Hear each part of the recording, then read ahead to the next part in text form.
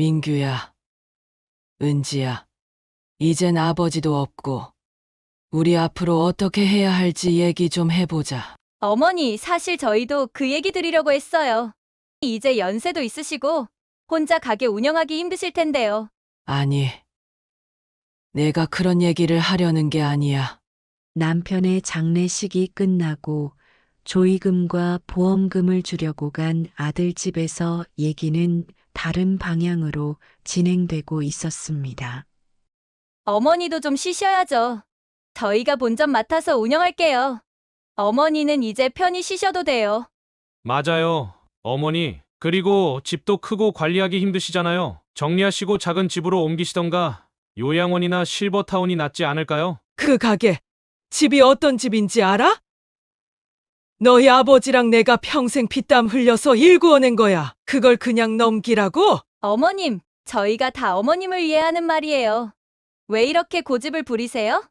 그래요. 어머니가 이렇게 힘드실 거면 그냥 저희한테 다 맡기세요. 그게 가족을 위한 거잖아요. 아버지가 이 세상을 떠나면서 남긴 게 뭐라고 생각하니?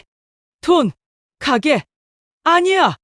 그건 우리 가족의 자존심이고 나의 모든 삶이야. 너희가 그걸 이렇게 쉽게 말할 자격이 있다고 생각해? 그건 내가 지킬 거다. 그리고 너희가 원하는 대로 되진 않을 거야. 어머님, 그러시면 저희도 어머님을 계속 돌봐드릴 수 없어요. 그 말을 듣고 저는 깨달았습니다. 아들 부부가 원하는 건 가족이 아니라 저와 제 남편이 평생 일구어 온 재산이라는 것을요. 그때 사고 차량에 탑승했었지? 아니라니까. 난 그때 집에 있었다고. 당신 야근하던 날이잖아. 근데 경찰에서 왜 조사하는 거야? 아버지 교통사고 날 때 그 차량에 있었다며? 아니라니까. 그런데 당신 도박했어? 서울에서 하던 벌은 못 고친 거야? 경찰서에서 아들과 며느리는 또 그렇게 싸우고 있었습니다. 안녕하세요. 저는 전북 전주에서 68년 동안 살아온 정선아입니다. 젊은 시절부터 남편과 함께 땀 흘려 일하며 국밥 장사를 해왔고 저희 가게는 지역에서 맛집으로 소문이 자자했어요. 손님들이 가게를 꽉 채우고 뜨끈한 국밥 한 그릇을 맛있게 먹으며 웃음 짓는 모습을 보는 것이 제 삶의 보람이자 행복이었습니다. 하지만 남편이 갑작스러운 사고로 세상을 떠나고 아들과 며느리는 이제 감옥에 들어가 있습니다. 젊어서 힘들게 키운 아들이 이제 인생의 꽃을 피울 나이에 이렇게 되니 제가 무슨 재미로 남은 인생을 살아가야 하는 생각이 들 때도 있습니다. 이야기를 통해 제 인생에서 겪었던 믿기 힘든 일들과 제가 어떻게 어려움을 극복했는지 들려드리고 싶어요. 끝까지 들어주시고 따뜻한 응원의 댓글 부탁드립니다. 이번 이야기는 제가 남편의 장례식 이후 겪은 고통과 아들과 며느리에게 받은 상처, 그리고 끝내 통쾌한 복수로 제 인생을 되찾은 이야기를 들려드리려 합니다. 끝까지 들어주시고 여러분의 따뜻한 댓글로 위로와 조언을 부탁드립니다. 저와 남편은 40년을 함께한 동지 같은 관계였습니다. 전주는 저희 부부에게 삶의 터전이자 희망의 땅이었죠. 결혼 당시에는 가진 것이 아무것도 없었습니다. 방 한 칸짜리 새방에서 시작해 국밥을 팔겠다는 목표 하나로 버텼습니다. 새벽마다 고된 하루가 이어졌습니다. 여름에는 장작불 앞에서 온몸에 땀이 흘렀고 겨울에는 얼어붙은 손으로 채소를 씻고 고기를 다듬어야 했습니다. 육수를 끓이는 일조차 쉬운 게 아니었습니다. 고기 삶는 시간, 불 조절, 채소의 신선도까지 모든 과정에서 세심함이 요구됐습니다. 가게를 처음 열었을 때는 하루에 손님이 10명도 채 되지 않았습니다. 가게 문을 닫고 눈물로 하루를 마감한 날도 많았습니다. 그러나 몇 년을 꾸준히 노력한 끝에 점차 단골 손님들이 생기기 시작했습니다. 국밥 맛에 감탄하며 다시 찾아오겠다는 손님들 덕분에 버틸 수 있었습니다. 그 후 저희 국밥집은 입소문을 타며 명절이면 고향에 내려오는 사람들이 일부러 들러 포장해 가는 곳이 되었습니다. 단골 손님들은 가게 문이 열리기 전부터 줄을 서 기다리곤 했습니다. 매출이 점점 늘어나자 남편과 저는 돈을 조금씩 모을 수 있었습니다. 가게 규모를 조금 키워 더 많은 손님을 맞이할 수 있게 되었고 자연스럽게 매출도 더 증가했습니다. 몇 년간 그렇게 성실히 모은 돈으로 작은 집을 마련할 수 있었습니다. 처음으로 내 집이 생겼다는 기쁨은 이루 말할 수 없었습니다. 집은 낡았지만 저희에게는 꿈이 이루어진 공간이었습니다. 그뿐만 아니라 가게 근처에 작은 상가를 사서 임대 수익을 얻을 수 있었습니다. 국밥집이 안정적인 매출을 올리는 동안 상가에서 나오는 수입은 또 다른 힘이 되어 주었죠. 저는 그 돈으로 자식들에게 교육을 시켰고 아들은 서울의 대학에 진학한 뒤 졸업 후 좋은 회사에 취직했습니다. 결혼도 서울에서 했습니다. 딸은 대학을 졸업한 후 전주에 남아 자신의 일을 시작했습니다. 저희 부부는 늘 가족을 최우선으로 생각하며 살아왔습니다. 우리 두 사람의 고생이 결국 아이들에게 더 나은 미래를 만들어줄 것이라는 믿음으로 하루하루를 버텼습니다. 그렇게 저희 가정은 조금씩 더 나아졌고 행복이 찾아왔다고 믿었습니다. 갈등의 시작은 아들의 결혼으로 시작되었습니다.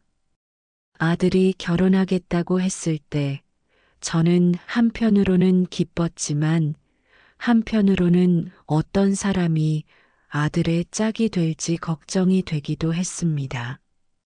며느리가 될 사람은 아들보다 1살 어린 28살 나은지라는 아가씨로 처음 만났을 때 화려한 외모와 세련된 옷차림이 눈에 띄었습니다.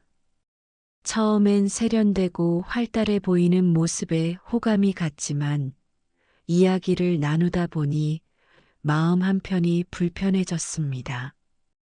은지는 대화 도중 종종 거울을 꺼내 자신의 얼굴을 확인하거나 명품 브랜드나 고급 레스토랑에 대한 이야기를 계속했습니다.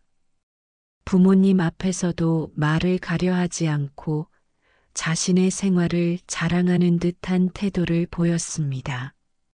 예를 들어 저희와 대화하는 중간에도 서울에선 이런 음식 먹을 일이 없어서 신기하네요.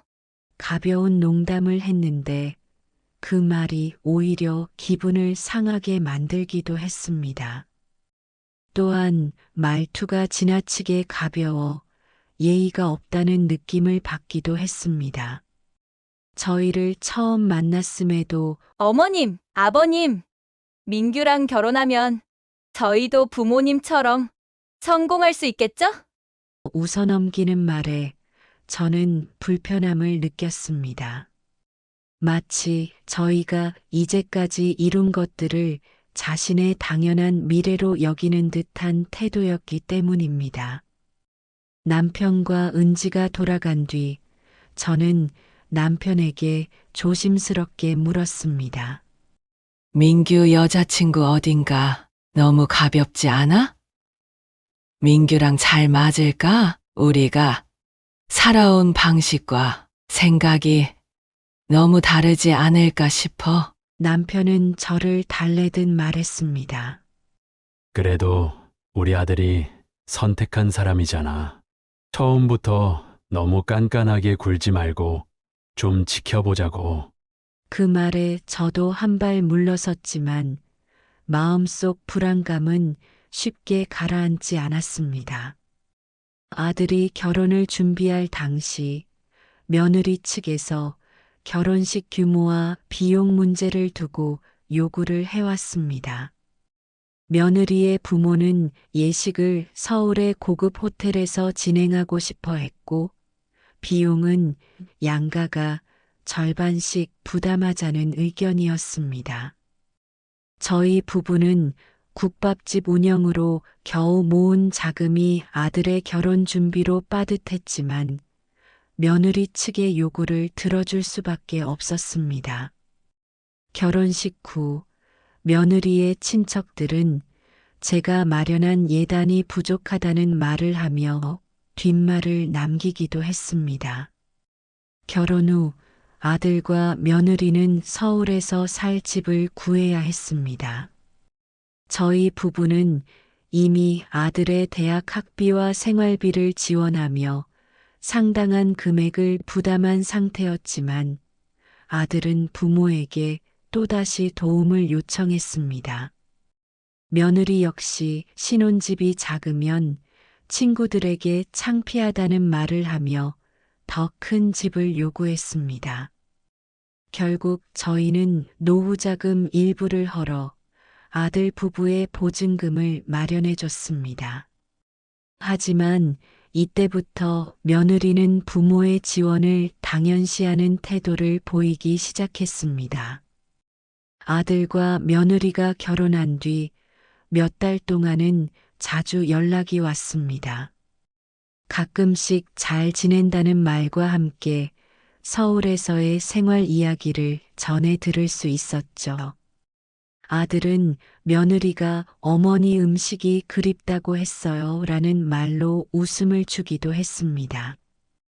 처음엔 이 아이들이 잘 살고 있구나라며 안심했습니다. 하지만 시간이 지날수록 연락이 점점 뜸해졌습니다. 안부 전화는커녕 명절에도 내려오지 않았습니다. 일이 바쁘다거나 장거리 이동이 힘들다는 이유를 대며 전화를 끊는 일이 잦아졌습니다. 그 중에서도 가장 기억에 남는 것은 결혼 첫 명절이었습니다. 명절을 앞두고 아들과 며느리에게 내려오라는 연락을 했지만 며느리가 이번에 서울에서 조용히 보내기로 했어요. 내려가려면 차 막히고 너무 힘들어요. 라고 말했습니다. 명절날 빈 식탁을 바라보며 남편과 저는 허전함을 달랬습니다.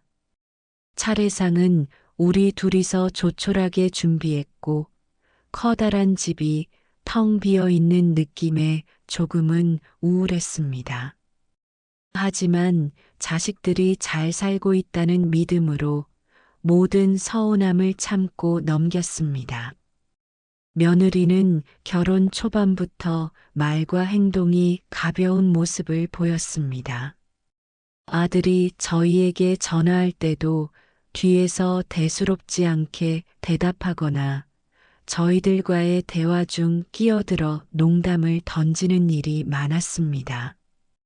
처음에는 며느리의 밝은 성격 때문이라고 생각했지만 시간이 지날수록 그 태도가 예의 없고 무시하는 것처럼 느껴졌습니다. 며느리가 처음 저희 집에 방문했을 때도 작은 충격을 받았습니다. 집안 신발을 벗으면서 발로 슬리퍼를 차서 정리하거나 거실에서 스마트폰을 만지작거리며 주변을 두리번거리는 모습이 낯설게 다가왔습니다. 그런 모습은 식사 시간에도 이어졌습니다. 정성스럽게 차린 밥상 앞에서 며느리는 반찬을 젓가락으로 건드리며 자기는 요즘 이런 음식 잘 안 먹는다고 말하기도 했죠.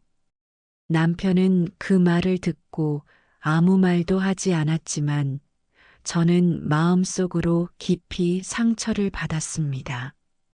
우리 집 음식이 며느리에게 부족한 것처럼 느껴졌고 제 정성이 무시된다고 생각되었기 때문이죠. 그리고 아무리 세대 차이가 나더라도 지킬 것은 있다고 생각했거든요. 결혼 후 아들과 며느리는 집안의 경조사나 부모의 생일, 명절조차 챙기지 않더군요. 처음 몇 년 동안은 서울에서 내려오기 힘들다는 이유를 들었기에 이해하려고 노력했습니다. 하지만 점차 그게 당연시되고 있었습니다. 저는 남편의 생일이나 아들, 며느리 생일이 다가오면 미리 음식을 준비해 포장해서 서울로 보내주곤 했습니다. 생선찜부터 장조림, 김치까지 아들 부부가 좋아했던 음식을 정성껏 준비했습니다. 바쁘게 살다 보면 제대로 된 집밥을 먹을 시간이 없을 테니 조금이라도 도움이 되겠지라는 생각으로 보냈습니다.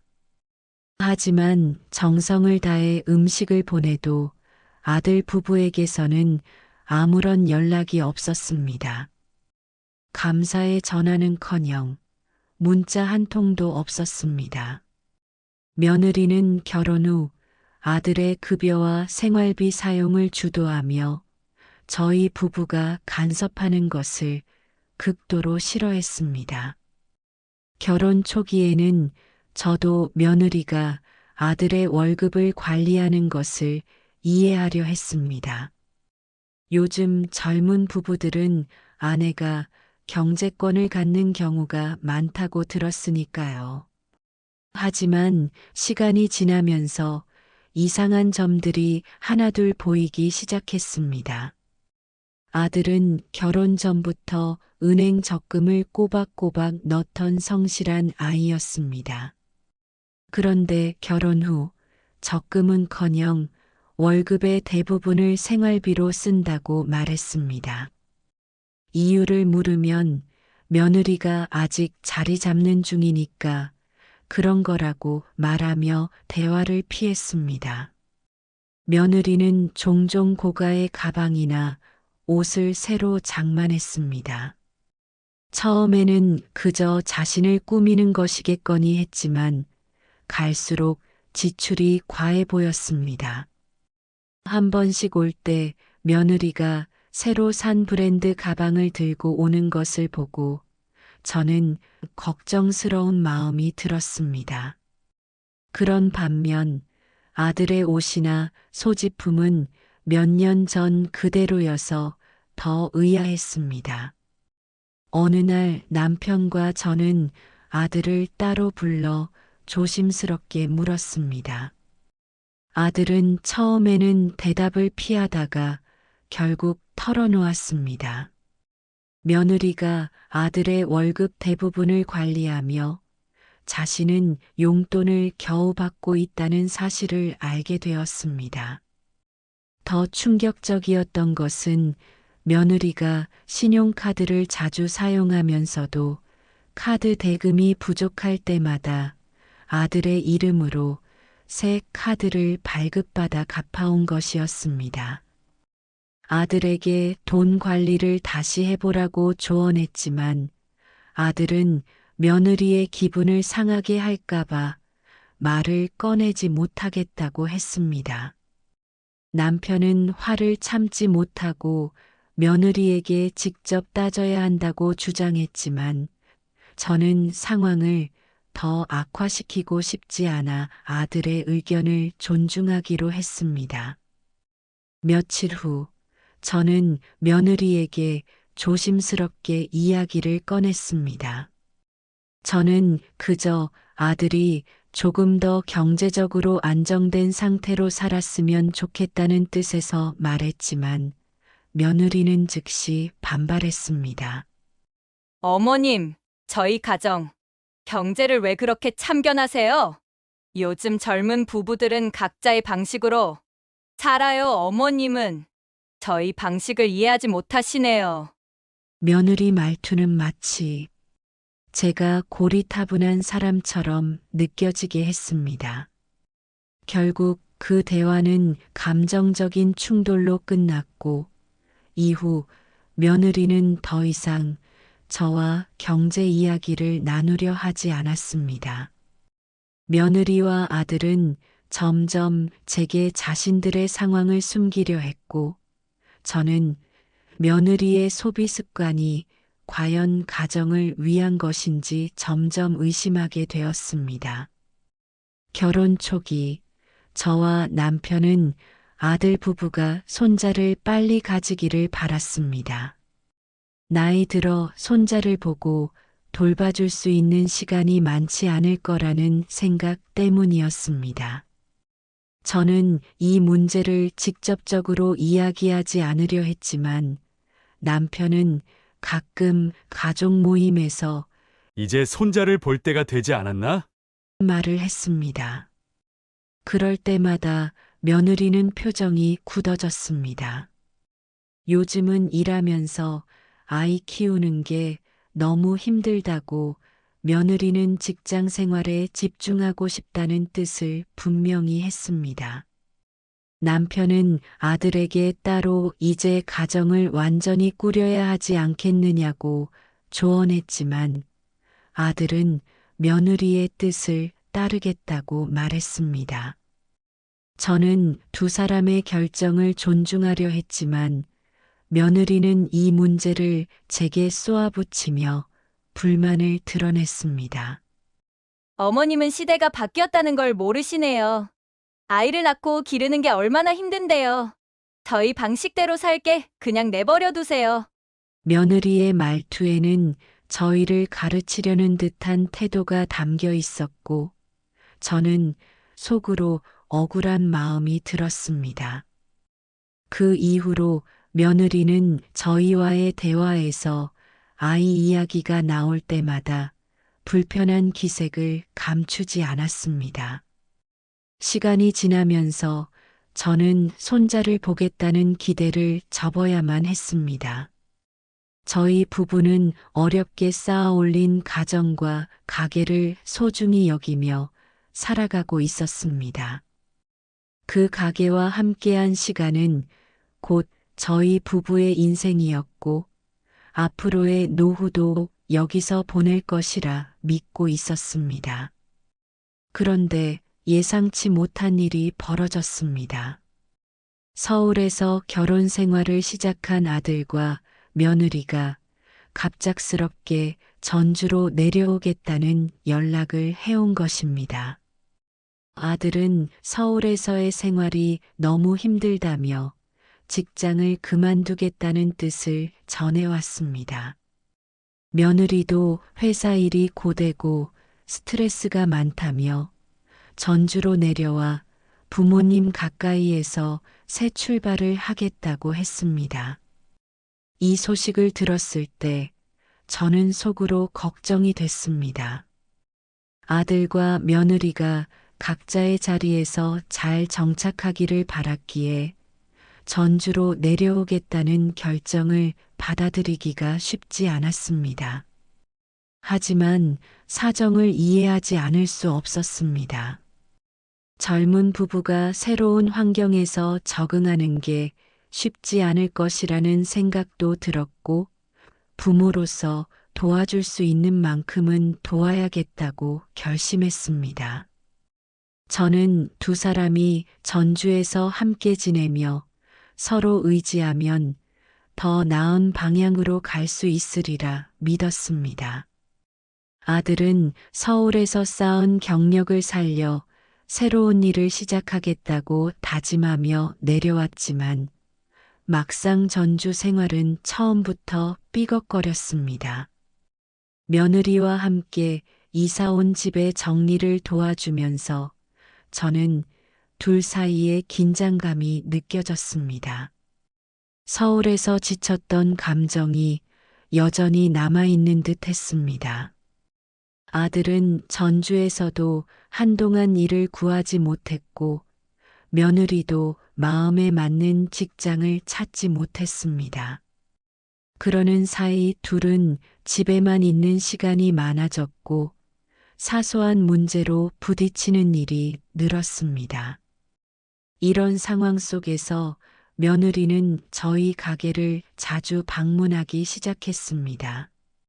처음에는 단순히 돕겠다는 의도인 줄 알았지만 점차 며느리가 저희 가게에 관여하려는 모습이 보였습니다. 저와 남편도 아들이 내려올 때 가게를 물려주려고 생각했기에 한편으로는 잘 되었다는 얘기를 했으니까요. 근데 점점 그 정도가 도를 넘기 시작했습니다. 저희 국밥집은 장작불로 육수를 끓이며 깊고 진한 맛을 내는 전통 방식을 고수해 왔습니다.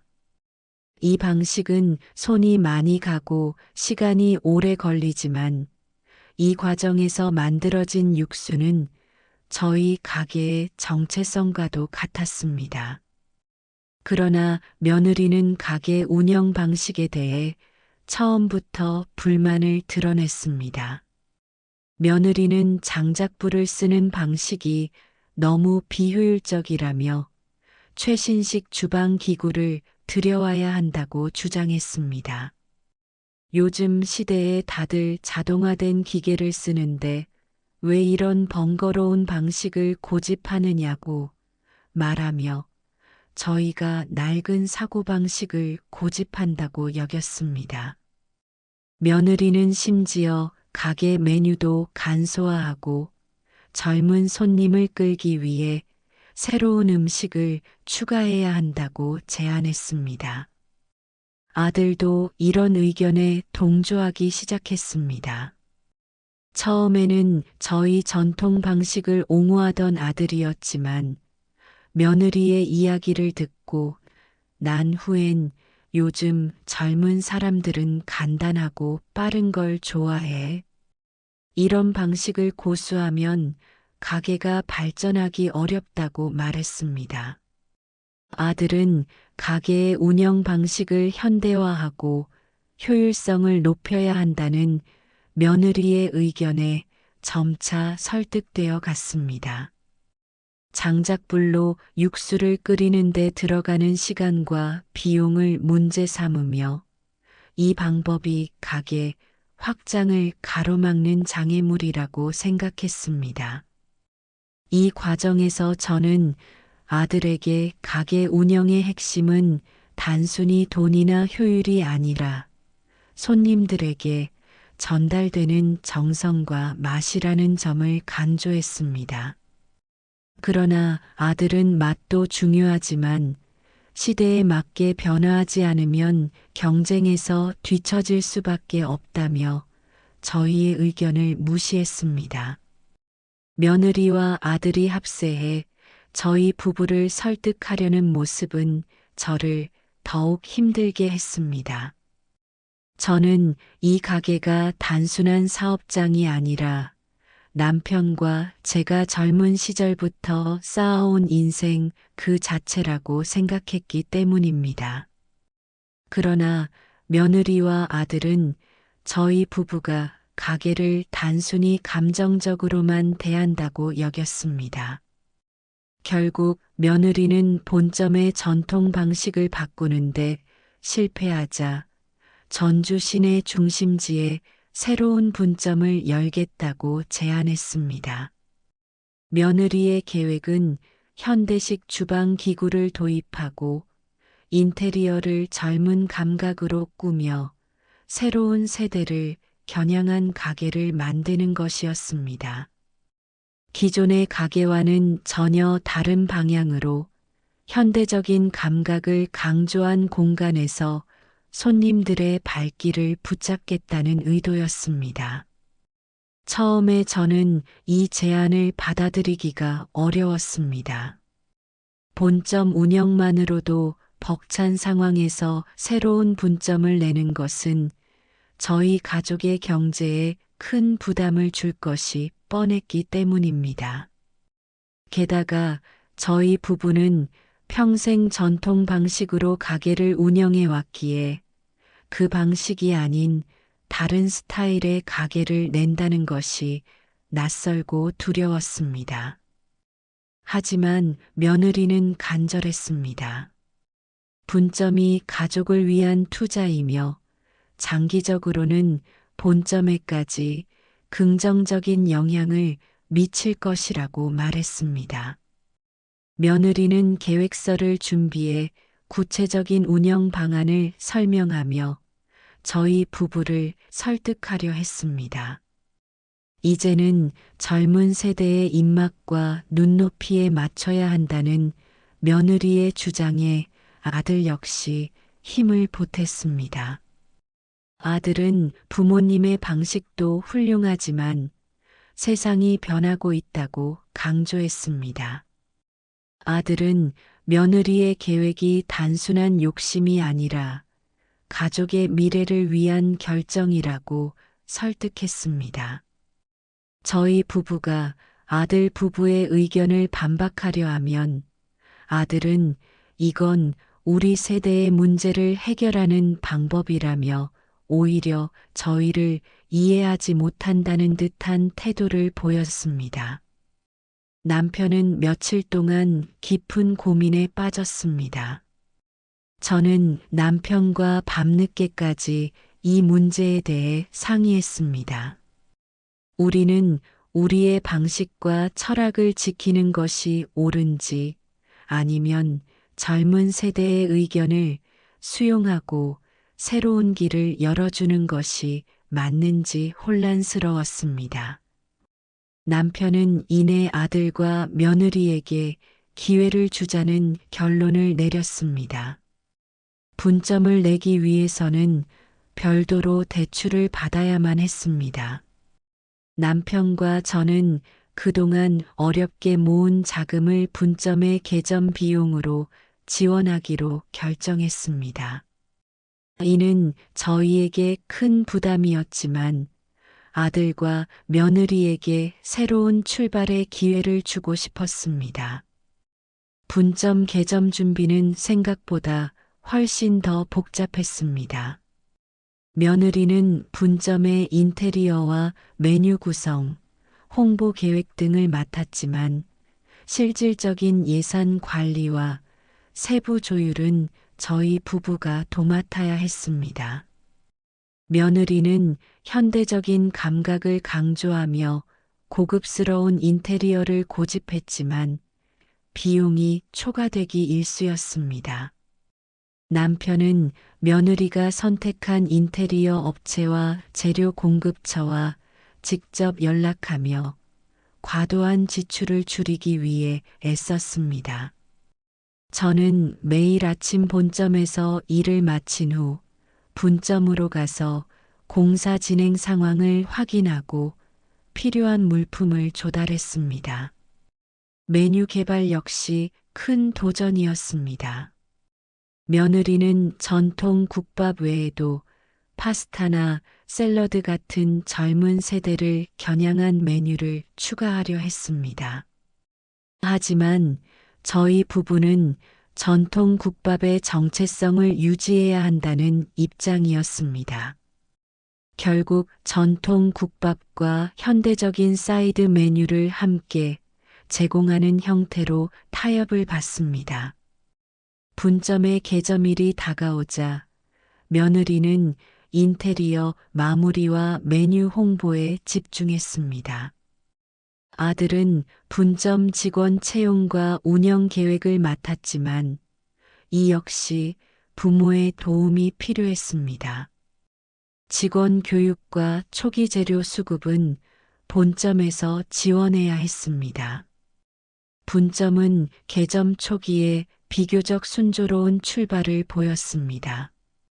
며느리가 적극적으로 소셜 미디어를 활용하며 홍보를 했고 개점 첫날에는 많은 손님들이 몰렸습니다. 저희는 성공적인 출발에 안도하며 분점이 아들과 며느리에게 독립적인 기반이 될 것이라 기대했습니다.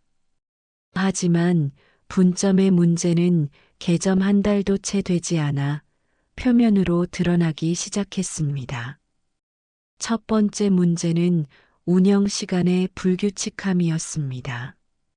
며느리는 가게 문을 정해진 시간에 열지 않았고 점심시간 이후에는 직원들에게만 맡긴 채 가게를 떠나는 일이 많았습니다. 아들 역시 본점에서 배운 기본적인 운영 방식을 제대로 적용하지 못했습니다. 재료 관리와 직원 배치를 제대로 하지 않아 손님들이 불편함을 느끼는 경우가 잦아졌습니다.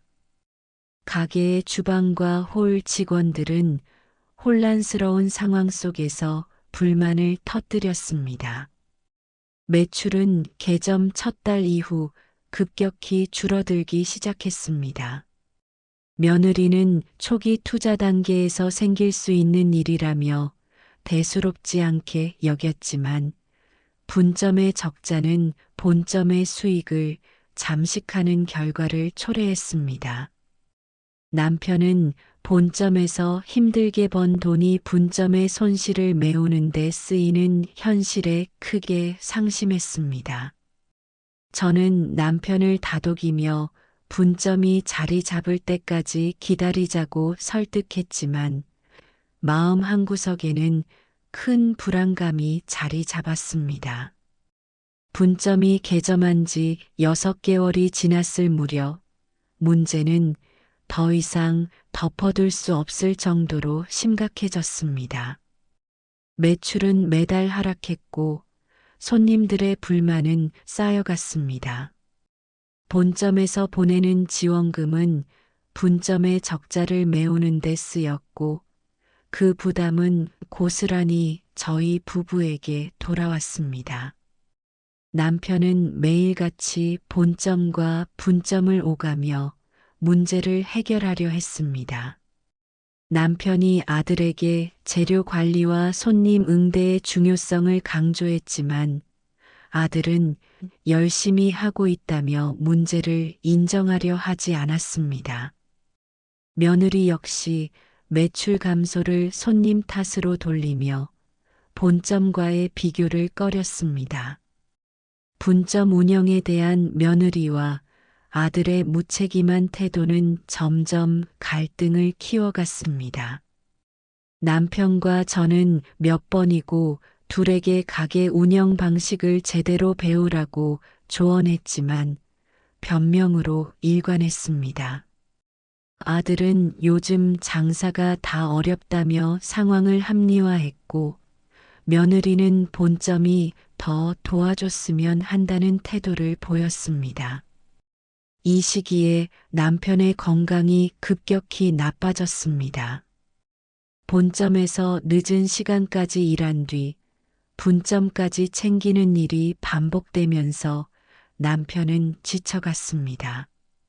남편은 본점에서 육수를 끓이고 재료를 손질하며 하루 종일 서서 일해야 했고 이후에는 분점으로 가서 문제를 해결해야 했습니다. 어느 날 밤이었습니다. 남편과 저는 본점에서 늦게까지 장작불로 육수를 끓이고 나서 집으로 돌아가는 길이었습니다. 이 과정은 저희 가게 운영의 핵심이었기에 남편은 늘 이 일을 직접 챙겼습니다. 그날도 남편은 땀을 뻘뻘 흘리며 장작불 앞에서 육수를 끓이고 다음 날의 준비를 마쳤습니다. 집으로 돌아가던 중 뒤에서 빠르게 달려오는 차량 한 대가 있었습니다. 남편은 무거운 재료 상자를 들고 있던 탓에 미처 피하지 못했고 저는 길 옆으로 간신히 몸을 피할 수 있었습니다. 그 차량은 남편을 들이받고 그대로 도주했습니다. 남편이 병원으로 실려간 날부터 저의 삶은 완전히 달라졌습니다. 남편은 허리와 다리뼈가 심하게 부러졌고 장기 손상까지 입어 수술과 집중 치료가 필요했습니다. 그때부터 병원비와 생계를 동시에 책임져야 하는 상황에 놓였죠. 아들과 며느리는 처음에는 병원에 와서 상황을 지켜보았습니다. 아들 부부는 의사가 남편의 상태를 설명할 때 고개를 끄덕이며 심각한 표정을 짓기도 했습니다. 그러나 며칠이 지나자 보이지 않기 시작했습니다. 처음에는 아들이 병문안을 자주 왔습니다. 병원에 와서 남편의 손을 잡으며 아버지의 쾌유를 기원했습니다. 며느리도 몇 번 같이 왔지만 병실에서 내내 휴대폰만 들여다보고 있었습니다. 남편이 힘겹게 말을 걸어도 며느리는 건성으로 대답하거나 대화를 피하려는 태도를 보였습니다. 한 달쯤 지나자 아들과 며느리의 방문은 점점 뜸해졌습니다.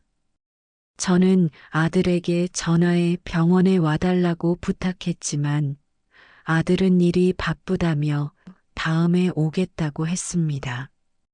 며느리는 더 이상 병원에 얼굴을 비추지 않았습니다. 그녀는 병원에 가도 제가 할 일이 없지 않냐며 핑계를 댔습니다. 제가 병원과 본점을 오가며 하루하루를 버티는 동안 아들과 며느리는 분점을 돌봐야 했습니다. 하지만 아들과 며느리는 가게 운영에 소홀한 모습을 보였습니다.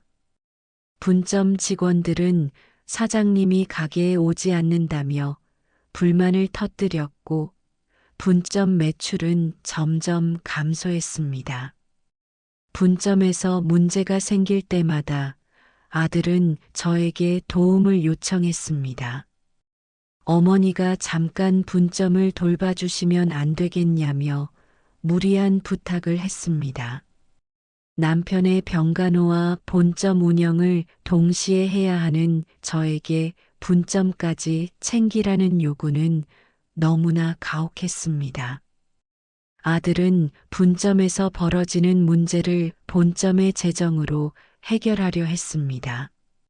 가게 운영 자금을 본점에서 지원받아야 한다며 저를 설득하려 했고, 저는 남편 병간호로 인해 본점 운영을 아들에게 맡겨놓았기 때문에 어쩔 수 없이 요청을 들어주었습니다.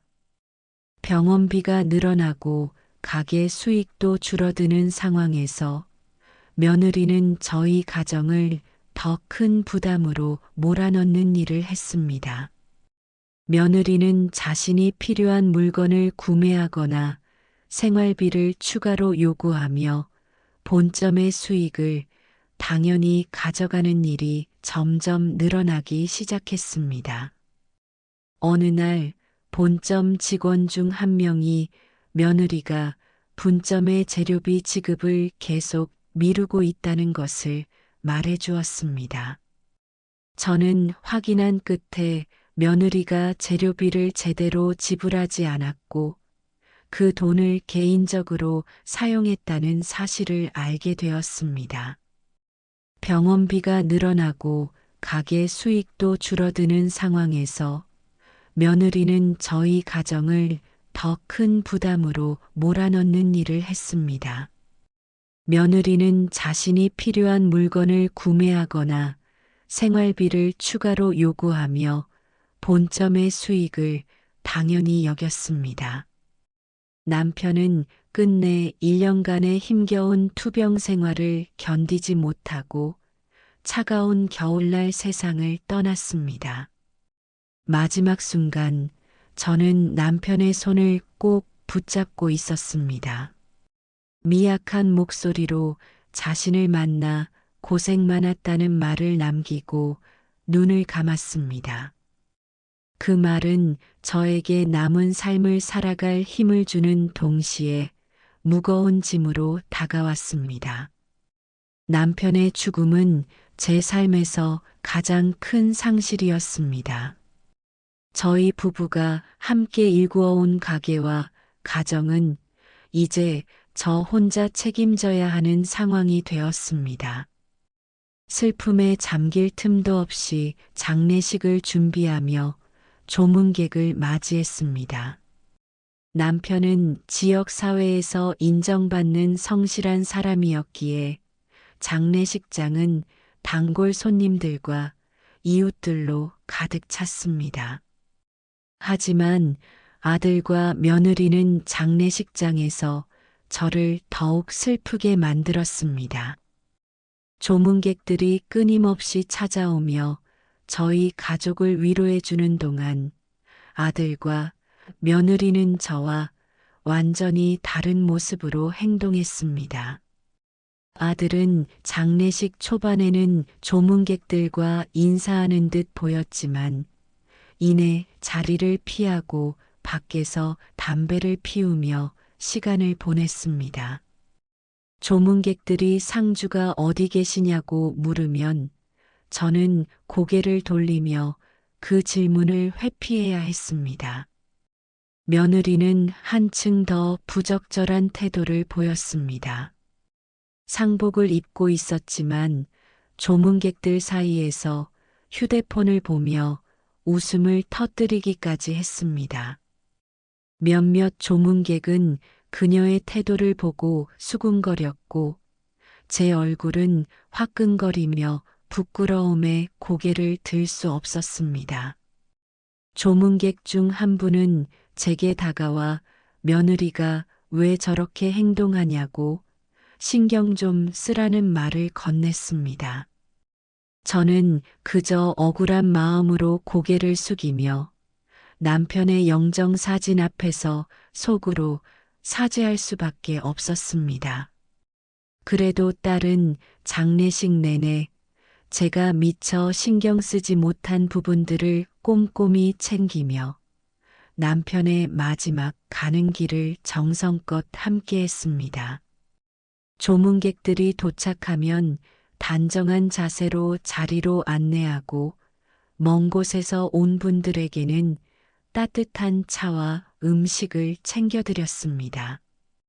특히 연로한 친척분들이 찾아왔을 때 딸은 몸이 불편한 분들을 부축하며 한 분 한 분 세심하게 돌봤습니다. 조문객들이 남편에 대한 이야기를 꺼내면 딸은 묵묵히 말을 들어주며 정리된 답변으로 장례식의 분위기를 차분하게 유지했고요. 딸은 제 곁에서 묵묵히 힘이 되어 주었습니다. 제가 조문객들과 인사하며 자리에 오래 앉아 있으면 조용히 다가와 잠시 자리에서 일어나 걸어보라며 손짓으로 권했습니다. 무리하지 않도록 의자를 준비해주고 제가 지칠 때면 살짝 등을 두드리며 마음을 다독였습니다. 장례식이 끝나고 집으로 돌아왔을 때 저는 한참 동안 남편의 영정 사진 앞에서 멍하니 앉아 있었습니다. 그날 밤의 고요 속에서 마음은 더욱 무거워졌습니다. 그때 딸이 조용히 다가와 제 옆에 앉아 있었습니다. 긴 말 없이 그저 곁에서 조용히 있어 주었고 제 손을 잡고 무거운 마음을 내려놓을 수 있도록 시간이 필요할 때까지 기다려 주었습니다. 한참 동안의 침묵 속에서 저는 오랜만에 따뜻한 위안을 느꼈습니다. 장례식을 마친 뒤 저는 남편의 조의금과 보험금을 정리하고 앞으로의 가게 운영 방향을 상의하기 위해 아들 집을 찾아갔습니다. 아들의 집에 도착했을 때 며느리가 문을 열었습니다. 그녀는 별다른 감정 없이 저를 맞이했고 거실로 들어가자 아들은 소파에 앉아 있었습니다. 분위기는 다소 무겁게 느껴졌지만 저는 마음을 다잡고 대화를 시작하려 했습니다. 제가 이야기를 꺼내기도 전에 며느리가 먼저 말을 꺼냈습니다. 그녀는 다소 단호한 어조로 저를 염려하는 듯한 표정으로 말을 이어갔습니다. 며느리는 제게 어머니, 이제 혼자 사시는 게 쉽지 않으실 것 같아요. 집에 대한 이야기를 시작했습니다. 이어서 저희 집으로 오셔서 같이 사시는 건 어떨까요? 라는 제안을 했습니다. 순간적으로 저는 그저 가족으로서의 배려로 받아들이려 했습니다.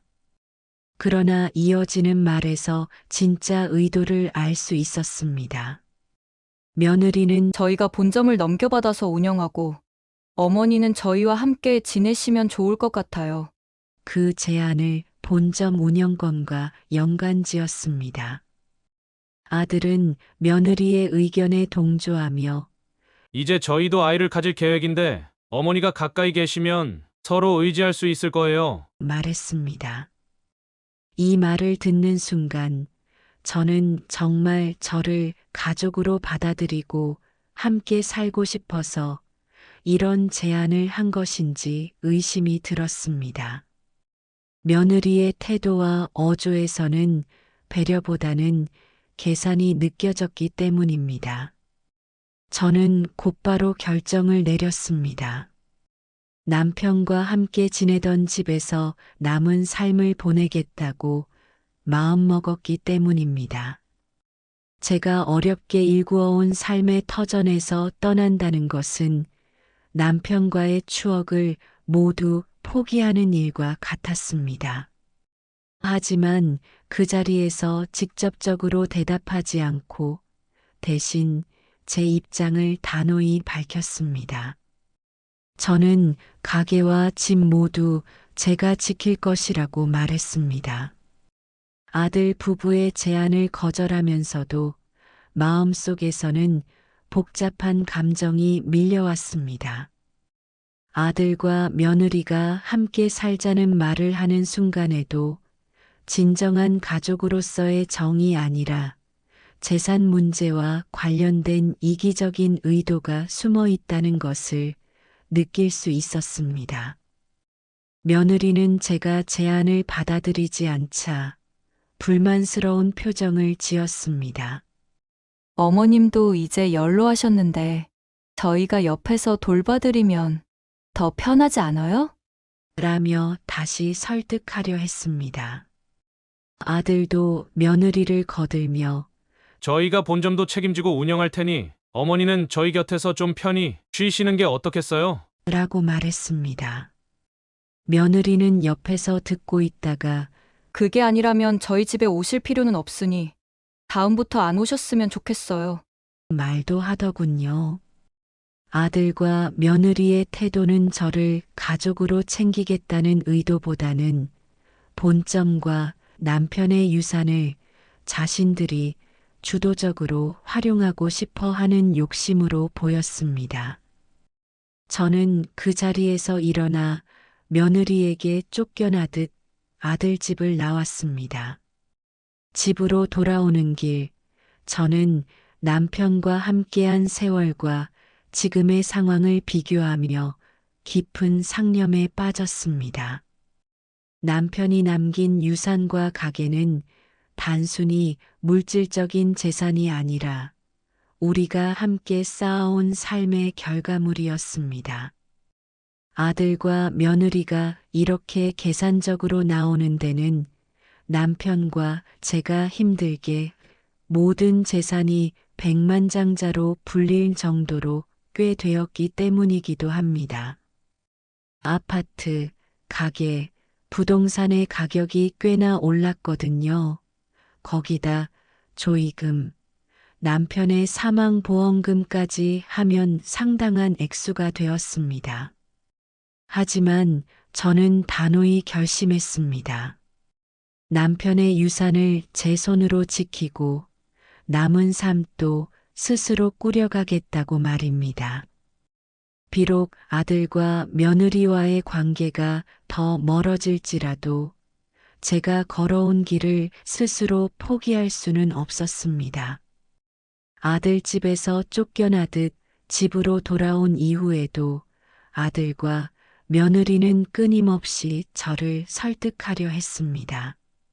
전화와 메시지가 이어졌고 때로는 갑작스럽게 집을 찾아와 요구를 반복했습니다. 주된 논리는 하나였습니다. 제가 본점과 집을 넘겨주고 남은 시간을 편히 보내야 한다는 것이었습니다. 며느리는 아들보다 더 노골적이었습니다. 집을 팔고 작은 곳으로 이사 가는 것이 재정적으로 이득이라며 반복적으로 주장을 펼쳤습니다. 며느리의 말 속에는 제가 가진 집과 재산이 모두 자신들에게 쓰여야 한다는 생각이 분명히 담겨 있었습니다. 며느리는 집에서 나온 자금을 통해 또 다른 사업에 투자하거나 기존의 분점을 새롭게 단장하는 데 활용해야 한다고 주장했습니다. 이건 가족 모두를 위한 결정이라는 말을 입버릇처럼 반복했지만 그 말을 들을수록 저는 며느리의 진짜 의도를 더 명확히 느낄 수 있었습니다. 며칠 후 아들과 며느리는 집을 팔아야 한다는 요구를 다시 하며 저를 설득하려 집에 찾아왔습니다. 그날 아들 부부의 목소리는 높아졌고 며느리는 더 이상 참을 수 없다는 듯 제게 말을 쏟아냈습니다. 며느리는 어머니가 왜 이렇게 고집을 부리세요? 저희는 어머니를 편하게 해드리려고 하는 거잖아요. 라며 오히려 저를 이해하지 못하겠다는 태도를 보였습니다. 아들은 며느리의 말을 거들며 이건 가족을 위한 일이다. 어머니가 결단을 내려야 우리도 앞으로 나아갈 수 있다고 말했습니다. 제가 평생 일구어온 것들을 지키려는 제 결정을 고집이라 치부하며 자신들의 요구만 강조하고 있었습니다. 이 대화는 결국 갈등의 폭발로 이어졌습니다. 저는 단호히 말했습니다. 가게와 집은 제 것이며 내가 직접 지킬 것이라고요. 아들과 며느리가 집을 떠난 이후에도 마음은 여전히 편치 않았습니다. 다시 찾아와 요구를 반복할 것이라는 불안감이 머릿속을 떠나지 않았기 때문입니다. 그런 와중에 우연히 며느리의 행동에 대한 의심을 품게 되는 일이 벌어졌습니다. 어느 날 시장에서 장을 보다가 우연히 며느리가 다른 남자와 함께 있는 모습을 보게 되었습니다. 며느리는 젊고 단정하게 차려입은 남성과 다정하게 이야기를 나누며 웃고 있었습니다. 처음에는 우연히 만난 지인일 거라고 생각했지만 둘의 태도는 그 이상이라는 것을 알 수 있었습니다. 남자는 며느리의 어깨를 자연스럽게 감싸며 마치 오랜 연인처럼 행동했습니다. 저는 순간적으로 뒤를 따라가야겠다는 생각이 들었습니다. 둘은 시장 근처의 카페로 들어갔고 저는 카페 입구에서 한참 동안 망설이다 결국 집으로 돌아왔습니다. 그날 밤 며느리의 행동이 마음에 걸려 잠을 이룰 수 없었습니다. 단순한 만남일 수도 있지만 이상하리만치 친밀한 태도는 단순히 지인 관계라고 보기엔 이상했습니다. 저는 며느리에 대한 의혹이 점점 커져갔습니다. 며칠 후 의심을 해소하기 위해 심부름 센터를 통해 며느리의 행동을 확인하기로 결심했습니다. 이 선택은 쉽지 않았지만 더 이상 불확실한 상황을 참을 수 없었습니다. 며느리가 무엇을 숨기고 있는지, 제 가정을 위태롭게 만드는 일이 없는지 알아야 했습니다. 심부름센터는 며느리의 일상을 철저히 조사했습니다. 며느리는 집 밖에서 남편과는 전혀 다른 삶을 살고 있었습니다. 그녀는 정기적으로 특정 남성을 만나며 남편과의 관계에 대해 부정하고 부적절한 관계까지 관찰되었습니다. 조사를 진행하던 중 예상치 못한 사실이 드러났습니다. 며느리가 만나는 남성은 단순한 연인이 아니라 남편이 뺑소니 사고를 당했던 날의 사고 차량 소유자였습니다. 남편이 교통사고를 당했던 그날, 저는 가해 차량이 도주한 것을 똑똑히 보았습니다. 그 당시 차량 번호를 확인하지 못해 범인을 찾을 수 없었지만 심부름센터의 조사 결과 며느리가 만나는 남성이 그 차량의 주인이라는 사실을 확인했습니다. 충격적이게도 며느리는 사고 당시 가해 차량에 함께 타고 있던 것으로 밝혀졌습니다. 심부름센터가 확보한 자료에 따르면 그날 며느리와 남성은 말다툼 끝에 과속으로 운전하다 남편을 치고 도주한 것이었습니다. 더 큰 충격은 며느리가 그 사실을 숨기기 위해 제게 접근하고 남편의 보험금과 가게, 소유권을 자신들의 손에 넣으려 했다는 점이었습니다. 그녀는 남편의 죽음 이후에도 죄책감 없이 자신만의 계획을 추진하고 있었던 것입니다. 저는 이 사실을 알게 되자마자 경찰에 수사를 의뢰했습니다. 며느리가 남성과 공모하여 뺑소니를 은폐한 정황이 드러났고 경찰은 즉각 수사에 착수했습니다. 아들은 처음에는 며느리를 두둔하며 사실을 믿으려 하지 않았지만 경찰 조사 결과가 나오자 모든 것을 인정하지 않을 수 없었습니다. 경찰 수사를 통해 며느리와 그 남자가 뺑소니, 사고를 은폐한 사실이 밝혀지는 동안 아들 역시 자신의 비밀이 드러나며 큰 충격을 주었습니다. 경찰 조사를 받는 과정에서 아들이 분점 운영과 본점 지원금을 이용해 주식 투자와 도박에 빠져 있었다는 사실이 밝혀졌습니다. 아들은 분점 매출과 운영 자금을 몰래 빼돌려 주식 투자에 썼으며 큰 손실을 보자 이를 만회하기 위해 더욱 무모한 투자를 반복했습니다. 결국 주식에서 발생한 빚은 감당할 수 없을 정도로 불어나게 되었고 아들은 마지막으로 도박을 통해 상황을 만회하려 했습니다.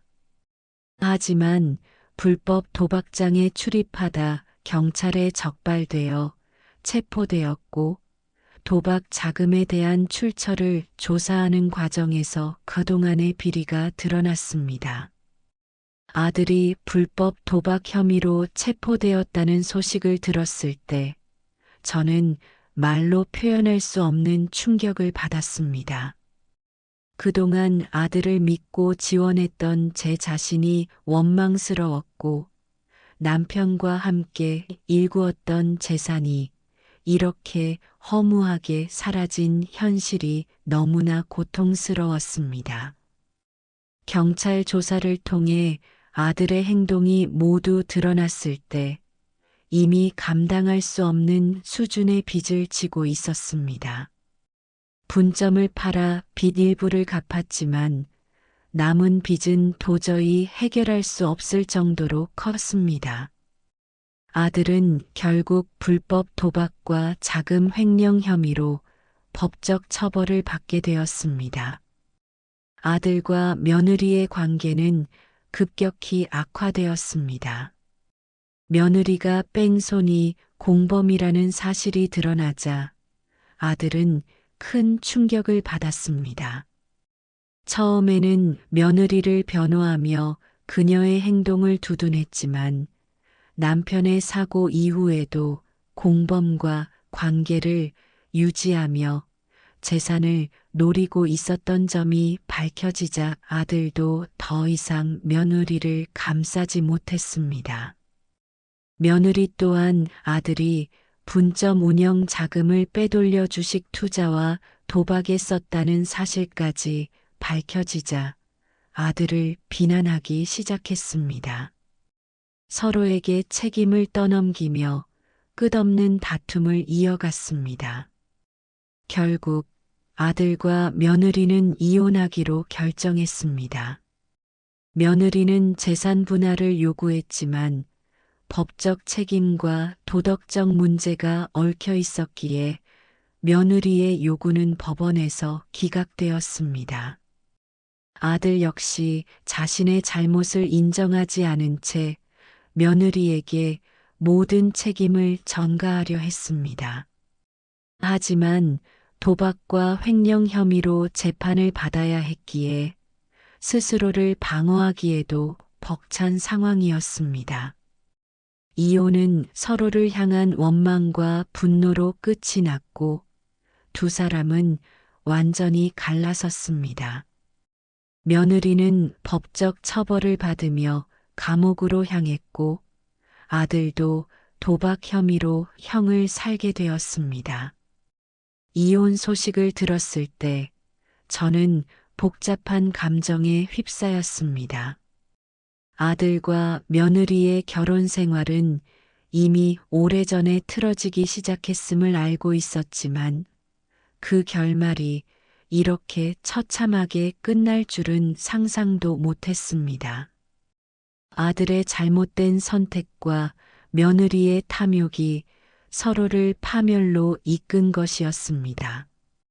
저는 아들 부부가 이혼을 통해 각자의 길을 걷는 것이 맞다고 생각했지만 동시에 가슴 한편에서는 큰 허탈함이 밀려왔습니다. 감옥에서 아들은 저에게 편지를 보냈습니다. 자신의 행동에 대한 깊은 후회와 죄책감을 표현하며 잘못된 선택으로 가족에게 큰 상처를 준 것을 사죄했습니다. 편지에는 자신이 어리석고 무책임했음을 인정하며 감옥에서의 시간을 통해 진정으로 반성하고 있다는 내용이 담겨 있었습니다. 하지만 편지를 읽으면서도 저는 쉽게 용서할 수 없었습니다. 남편이 평생 일구어온 재산을 자신의 욕심으로 허비했고 가족의 신뢰를 배반했습니다. 남편의 죽음, 아들과 며느리의 배신으로 인해 제 삶은 무너지는 듯 했지만 그 모든 고난은 제게 새로운 출발을 위한 교훈이 되었습니다. 남편과 함께 일구어온 가게는 제 삶의 중심이자 남편이 남긴 가장 소중한 유산이었습니다. 저는 그 가게를 지키고 제 손으로 다시 일으켜 세우기로 결심했습니다. 딸과 함께 가게를 운영하며 저는 조금씩 일상의 안정감을 되찾아갔습니다. 딸은 묵묵히 제 곁에서 가게를 돕고 있습니다. 손님들은 저희 가게를 다시 찾아주었고 웃음과 따뜻한 응원이 제게는 가장 큰 위안이 되었습니다. 아들과 며느리가 남긴 상처는 여전히 제 마음속에 남아 있습니다. 하지만 저는 그로 인해 제 삶을 멈추거나 후회로 가득 채우지 않기로 했습니다. 사람은 누구나 실수를 합니다. 아들은 결국 자신의 행동에 책임을 지고 죗값을 치르는 중이고 며느리 역시 자신이 저지른 일에 대한 대가를 받고 있습니다. 저는 아들과 며느리를 완전히 용서할 수는 없지만 언젠가 진정으로 뉘우치고 새로운 길을 찾길 기원하고 있습니다. 제 이야기를 들어주셔서 정말로 감사드립니다. 부모라면 항상 자식들 잘 되길 바라고 모든 걸 주려고 했는데 그게 정답만은 아니란 걸 알았네요. 여러분이라면 어떠셨을까요? 저는 참 어리석게 산 것 같습니다. 여러분의 생각을 댓글로 남겨주시면 감사하겠습니다. 오늘 제 이야기가 여러분께 작은 위로와 용기를 드렸다면 그것만으로도 저는 감사할 따름입니다. 구독과 좋아요는 제게 큰 힘이 됩니다. 더 좋은 사연으로 찾아뵙겠습니다. 황혼의 사연이었습니다. 감사합니다.